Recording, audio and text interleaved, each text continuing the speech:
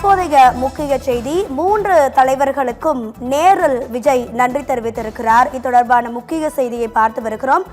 Majority எண்ணிக்கையான 118 என்கின்ற magic number தாவேகாவிற்கு கிடைத்திருக்கிறது. இதனால் விஜய் முதலமைச்சராக பதவி ஏற்பதற்கான சிக்கல் விலகி இருக்கிறது என்றே சொல்லலாம்.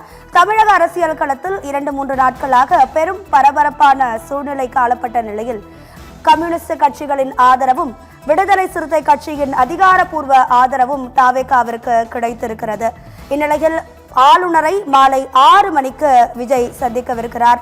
3 தலைவர்களுக்கும் நேரில் விஜய் நன்றி தெரிவித்திருக்கிறார். இப்படி பல கட்ட நகர்வுகள் அரசியல் களத்தில் நிகழ்ந்து கொண்டிருக்கின்றன. இது தொடர்பான கூடுதல் தகவல்களை நமது தலைமை செய்தி ஆசிரியர் கண்ணன் வழங்கிட கேட்கலாம். கண்ணன், வணக்கம். மாலை 6 மணிக்கு ஆளுநரை விஜய் சந்திக்கிறார். அந்த நேரத்தில் அறுதி பெரும்பான்மையோட ஆட்சி அமைப்பதற்கான அழைப்பை விடுப்பதற்கான அறிவிப்பு வெளியிடப்பட வாய்ப்பு இருக்கா? உங்க விரிவான தகவல்.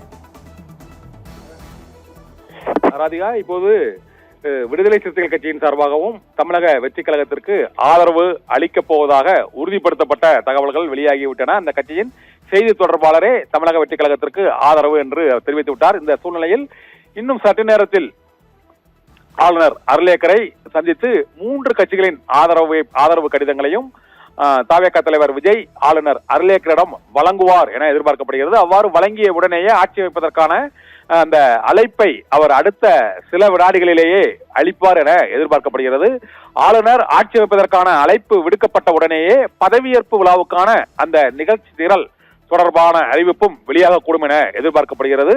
தமிழகம் நீண்ட காலமாக திமுக அதிமுக முதல்வர்களின் பதவியேற்பு விழாவையே பார்த்த நிலையில் முதன்முறையாக ஒரு புதிய சக்தியாக விசில் புரட்சி மூலம் ஆட்சியை கைப்பற்றியுள்ள தமிழக வெற்றி கழகத்தின் தலைவர் ஜோசப் விஜய் முதலமைச்சராக பதவியேற்கும் ஒரு நிகழ்வு புதுமையான மற்றும் மிக பிரம்மாண்டமான ஒரு ஆட்சி மாற்றம், மக்கள் மனநிலையில் ஏற்பட்ட அந்த தேர்தலில் ஏற்பட்ட மனமாற்றம், இதை தொடர்ந்து இந்த வெற்றி விழா பதவியேற்பு விழாவும் மிகவும் பிரம்மாண்டமான முறையில் நேரு உள் விளையாட்டு அரங்கில் நாளையே நடைபெறக்கூடும் என எதிர்பார்க்கப்படுகிறது. ஏனென்றால் தேர்தல் முடிவு நிறைவடைந்து 4 நாட்கள் ஆகிய சூழ்நிலையில் இன்றும் 4 நாட்களான சூழ்நிலையில் 5வது நாளான இன்றும் அந்த பதவியேற்பு விழா தொடர்பான அறிவிப்பு வெளியானதால் நாடு முழுவதும் போராட்டங்கள் மற்றும் எதிர்ப்புணர்வுகள் அதிகரித்து வந்த நிலையில் இன்னும் அதை தாமதப்படுத்தாமல் நாளையே அந்த விஜய் முதலமைச்சராக